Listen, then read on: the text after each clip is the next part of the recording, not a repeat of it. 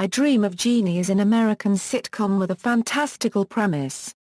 The show starred Barbara Eden as a 2,000-year-old genie, and Larry Hagman as an astronaut who becomes her master, with whom she falls in love and eventually marries. Produced by Screen Gems, the show originally aired from September 1965 to May 1970 with new episodes, and through September 1970 with season repeats, on NBC. The show ran for 5 seasons and produced 139 episodes. The first season consisted of 30 episodes filmed in black and white. Show history: original run. The series was created and produced by Sidney Sheldon in response to the great success of rival network ABC's Bewitched series, which had debuted in 1964 as the second most watched program in the United States. Sheldon, inspired by the movie The Brass Bottle, which had starred Tony Randall, Barbara Eden, and Belle Ives as the genie fake Rash, came up with the idea for a beautiful female genie. Both I Dream of Jeannie and Bewitched were Screen Gems productions. The show debuted at 8 p.m., Saturday, September 18, 1965, on NBC. When casting was opened for the role of Jeannie, producer Sidney Sheldon could not find an actress who could play the role the way that he had written it. He did have one specific rule: he did not want a blonde genie because there would be too much similarity with the blonde witch on Bewitched. However, after many unsuccessful auditions, he called Barbara Eden's agent. When NBC began telecasting most of its primetime television programs in color in fall 1965, Jeannie was one of 2 regular programs on NBC that remained in black and white, in this case because of the special photographic effects employed to achieve Jeannie's magic. By the second season, however, further work had been done on techniques to create the visual effects in color, necessary because by 1966 all U.S. primetime series were being made in color. According to Dreaming of Jeannie, a book by Stephen Cox and Howard Frank, Sheldon originally wanted to film season 1 in color, but NBC did not want to pay for the extra expenses, as the network believed the series would not make it to a second season. According to Sheldon in his autobiography The Other Side of Me, he offered to pay the extra $400 an episode needed for color filming at the beginning of the series, but Screen Gems executive Jerry Yarms advised him, "Sidney, don't throw your money away." Nielsen ratings: Season 1, number 27, Season 2, not in the top 30, Season 3, not in the top 30, Season 4, number 26, Season 5, not in the top 30, syndication. When reruns debuted on New York's WPIX, Jeannie won its time period with a 13 rating and a 23 share of the audience. The series averaged a 14 share and 32 share of the audience when WTTG in Washington, D.C. began airing the series.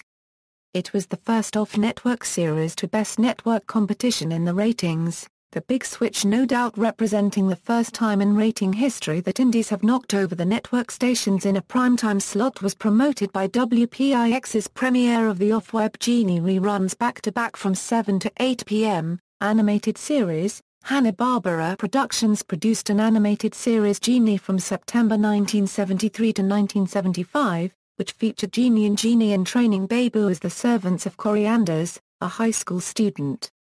Cast: Regulars: Barbara Eden as Jeannie, Larry Hagman as Captain Major Anthony Tony Nelson, Bill Daly as Captain Major Roger Healy, Hayden Rourke as Colonel Dr. Alfred Bellows, Emmeline Henry as Amanda Bellows. Recurring characters: Philip Hobber as Brigadier General Wingard Stone, Barton McLean as Major General Martin Peterson, Vinton Hayworth as Major General Winfield Schaefer, Barbara Eden as Jeannie's sister, Jeannie 2, Barbara Eden as Jeannie's mother, Florence Sundstrom as Jeannie's mother, Luren Tuttle as Jeannie's mother, Abraham Sofo as Haji, the chief of all the genies. Storyline: main article, list of I Dream of Jeannie episodes.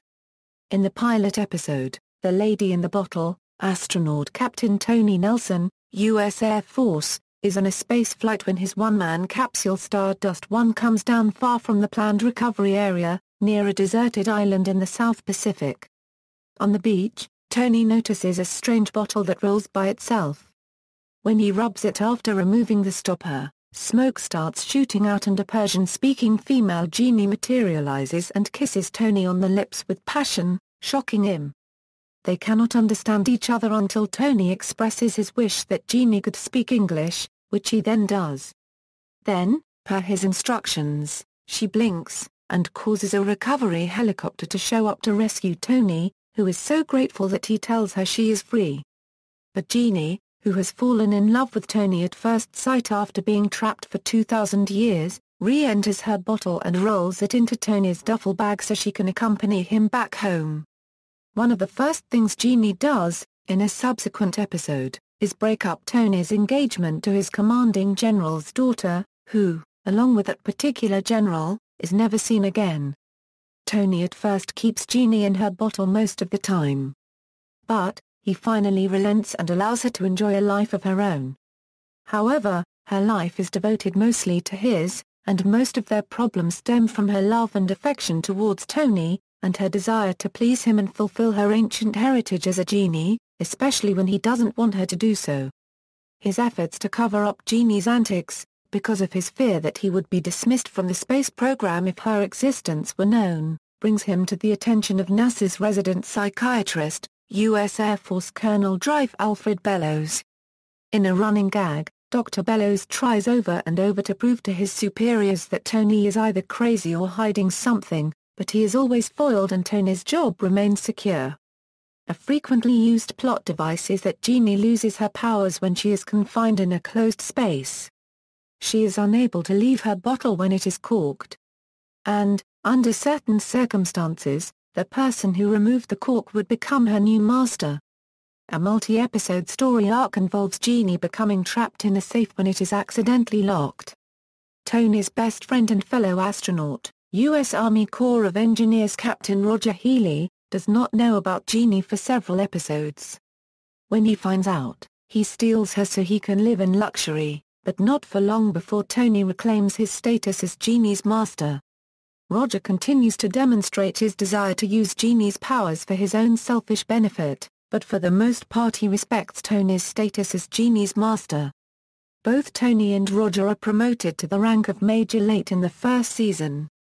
Genie's sister, mentioned in a second season episode, proves to have a mean streak starting in the third season, repeatedly trying to steal Tony for herself, with her as the real master. Her final attempt in the series comes right after Tony and Genie get married, with a ploy involving a man played by Barbara Eden's real-life husband at the time, Michael Ansra. Genie's sister wears a green costume, with a skirt rather than pantaloons. Early in the fifth season, September 30, 1969, Genie is called upon by her uncle Sully to become queen of their family's native country, Basenji. Tony inadvertently gives grave offense to Basenji national pride in their feud with neighboring Kastja. To regain favor, Tony is required by Sully to marry Genie and avenge Basenji's honor, by killing the ambassador from Kastja when he visits NASA. After Sully puts Tony through an ordeal of nearly killing the ambassador, Tony responds in a fit of anger that he is fed up with Sully and his cohorts and he would not marry Genie if she were the last genie on Earth. Hearing this, Genie bitterly leaves Tony and returns to Basenji. With Genie gone, Tony realizes how deeply he loves her. That outweighs all concerns he has had about Genie's threat to his career. He flies to Basenji to win Genie back. Upon their return to NASA, Tony introduces Genie as his fiancée copyrightee. The two get married several weeks later. The public introduction of Genie heralds a change in the series' continuity. The secret is no longer Genie's existence, but merely that she possesses magical powers, contrary to the mythology created by Sidney Sheldon's own Season 2 script for the Birds and Bees bit, in which it was claimed that, upon marriage, a genie loses all of her magical powers. Multi-part story arcs. On several occasions, multi-part story arcs were created to serve as backgrounds for national contests.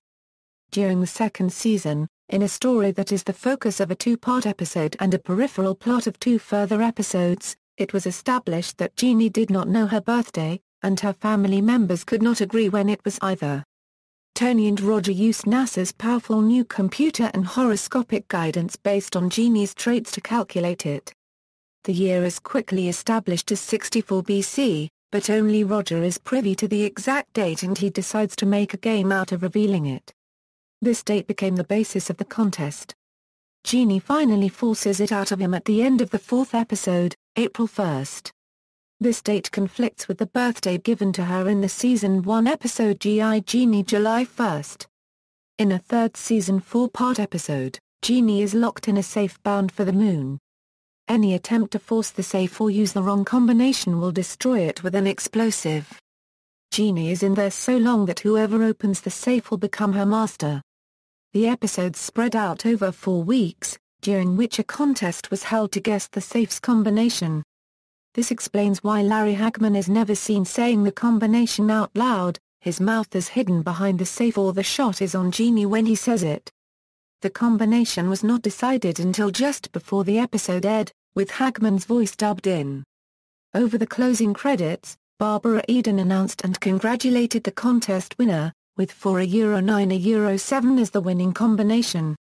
In the fourth season, a 2-part episode, The Case of My Vanishing Master, January 6, €13, 1969, concerned Tony being taken to a secret location somewhere in the world, while a perfect double took his place at home.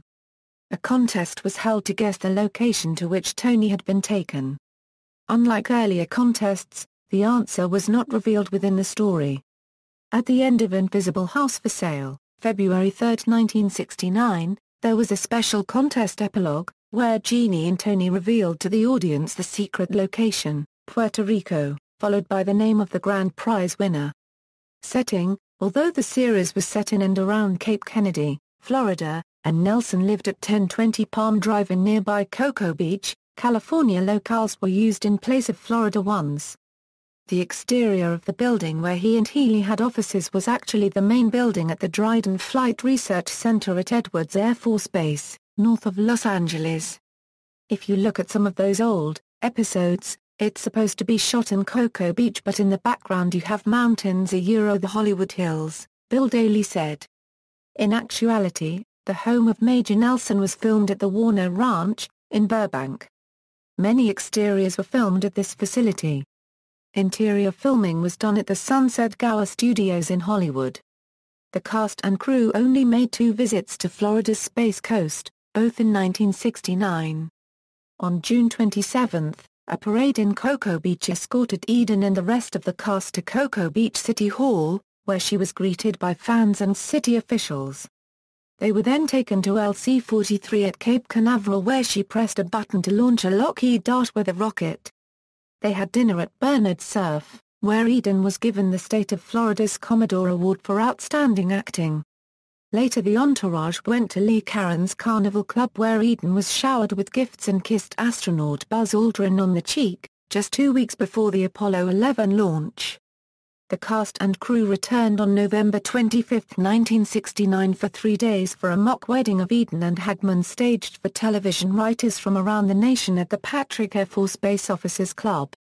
Florida Governor Claude Kirk attended and cut the cake for the couple.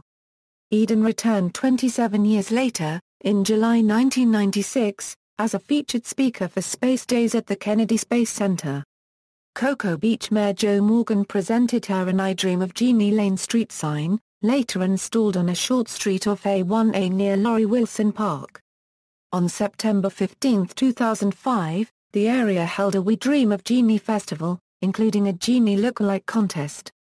There had been plans for one in 2004, but it was interrupted by Hurricane Francis and Hurricane Jan. However, a Jeannie lookalike contest was held in 2004, with Bill Daly attending. On August 24, 2012, Cocoa Beach city leaders honored the show with a roadside plaque outside Laurie Wilson Park. Factual and geographic errors: NASA astronauts did not live in Florida at the time of the series. Since 1962, they lived and trained at the Manned Spacecraft Center in Houston. Many of the exterior shots of Tony's home or other areas show mountains or hills in the background. The actual respective terrains of Florida and southeast Texas where the real-life astronauts at that time lived and trained are flat. Theme music: the first season theme music was an instrumental jazz waltz written by Richard Wess. Eventually, Sidney Sheldon became dissatisfied with West's theme and musical score. From the second season on, it was replaced by a new theme entitled Genie, composed by Hugo Montenegro with lyrics by Buddy Kaye. Episode 20 and 25 used a re-recorded ending of Genie for the closing credits with new, longer drum breaks and a different closing riff. The lyrics were never used in the show. Songwriters Jerry Goffin and Carole King wrote a theme, called Genie, for Sidney Sheldon before the series started, but it was not used. In the third and fourth season of the show, another instrumental theme by Hugo Montenegro was introduced that was played during the show's campy scenes. Simply titled Mischief, the theme would be heard mainly on outdoor locations, showing the characters attempting to do something such as Jeannie learning to drive, Major Nelson arriving up the driveway, a monkey walking around, or reactions to Dr. Bellows. This theme featured the accompaniment of a sideshow organ, a trombone, and electric bass. It was introduced in the first episode of Season 3, Fly Me to the Moon. Opening sequence. The first few episodes after the pilot used a non-animated, expository opening narrated by Paul Frees. The narration mentions that Nelson lived in a mythical town named Cocoa Beach in a mythical state called Florida. For the first color season, it was expanded to include footage of Captain Nelson's space capsule splashing down on the beach, and Jeannie dancing out of her bottle and kissing Nelson. In addition, the image of the bottle itself was modified to reflect its new decoration. Both original versions of the show's animated opening sequence were done by famed animator Friz Freleng. The bottle, Jeannie's famous bottle, was not created for the show. The actual bottle was a special Christmas 1964 Jim Beam liquor decanter containing Beam's Choice Bourbon Whiskey. It was designed by Roy Kramer for the Wheaton Bottle Company. For years, it was said that Sidney Sheldon received one as a gift and thought it would be a perfect design for the series. Several people in the Screen Gems art department also take credit for finding the bottle. There is strong evidence, however, that it was first-season director Gene Nelson who saw one in a liquor store and bought it, bringing it to Sidney Sheldon. Jeannie's bottle was left its original dark, smoke green color, with a painted gold leaf pattern, during the first season. The plot description of the pilot episode in TV Guide in September 1965 referred to it as a green bottle. In that first episode, it also looked quite rough and weathered. Since the show was originally filmed in black and white, a lot of colors and patterns were not necessary. When the show switched to color, the show's art director came up with a brightly colored purple bottle to replace the original. The colorized version of the show's first season tried to make out that the smoked glass look of the original gold leaf design is in fact purple, to match the consistent look of the bottle used in the second through fifth seasons. The first season bottle had a clear glass stopper that Tony took from a 1956 old Grandad bourbon bottle in his home, as the original stopper was left behind on the beach where Tony found Jeannie.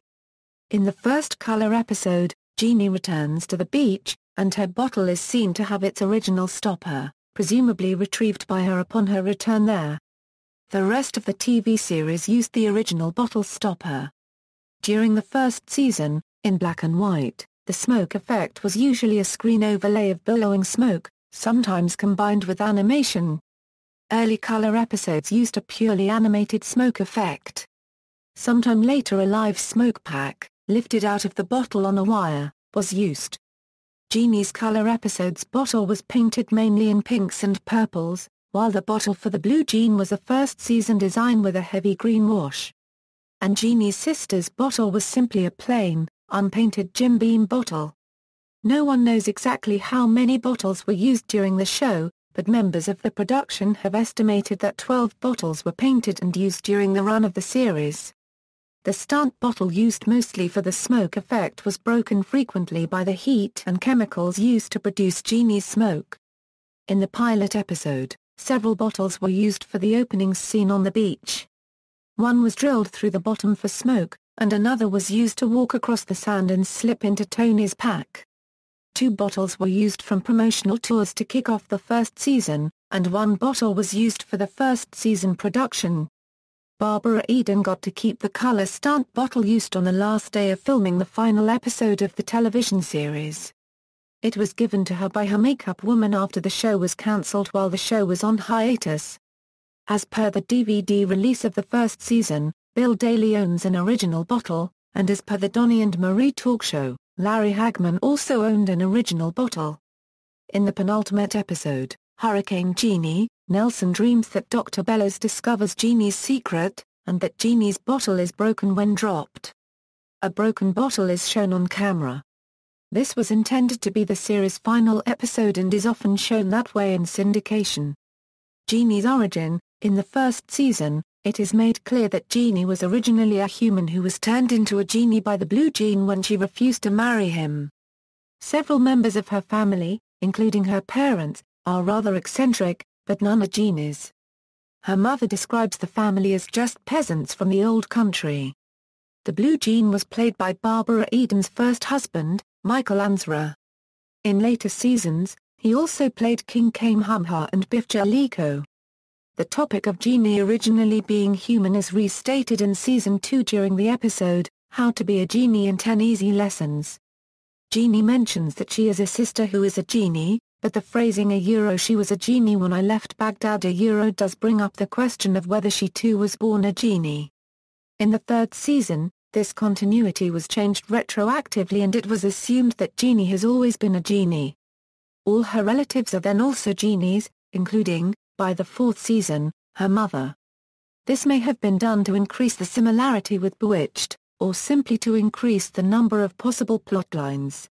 Whatever the reason, this new concept was retained for the rest of the series.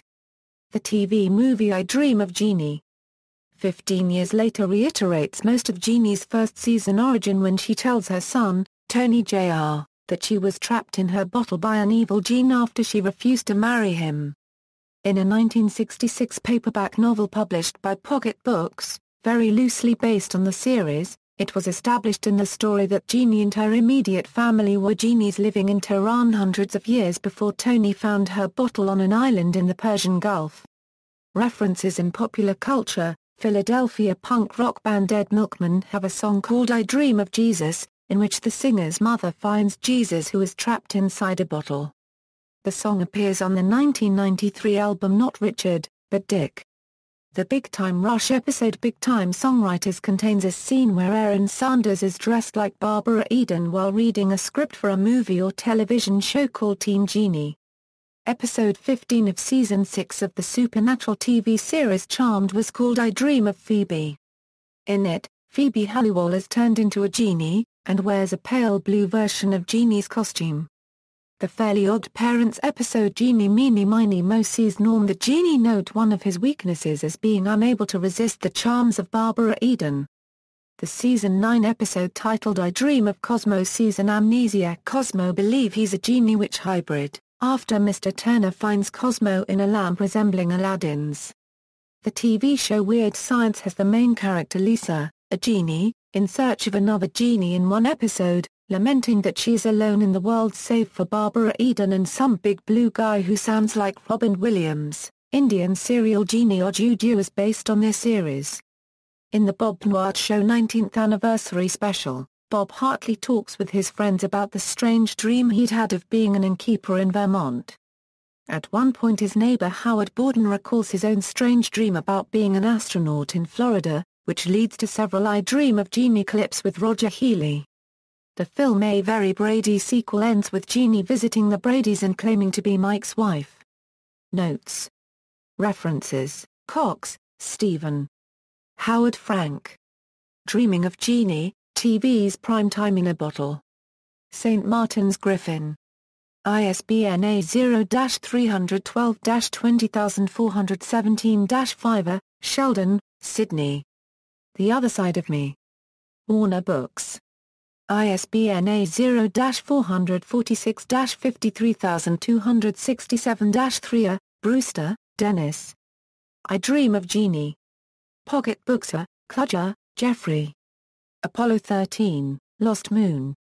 Pocket Books. ISBN A978-0-618-61958-0. External links.